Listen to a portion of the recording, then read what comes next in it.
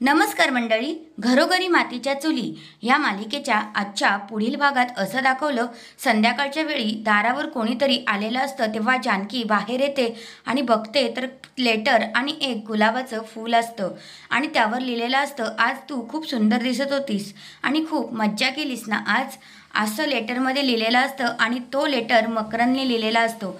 जानकी म्हणते, कोण माझं पाठलाग करत आहे। नंतर इकडे मकरनच्या रूमवर मकरननी सगळे काही फोटो जानकीचे टिपलेले असतात आणि सगळे भिंतीवर लावलेले असतात। मस्त असे फोटो जानकीचे वेगवेगळे लावलेले असतात आणि बोलत असतो, जानकी तू फक्त आणि फक्त माझी आहेस।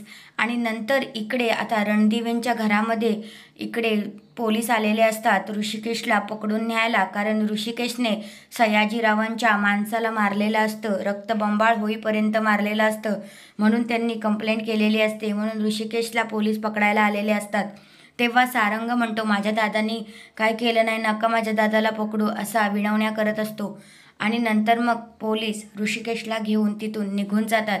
इकडे मग नाना लगेच सुमित्राला म्हणतात, बघितलंस ना अतिलाड, ह्या अतिलाडांमुळे हे झालेलं आहे। हा आहे आजचा पुढील भाग। धन्यवाद।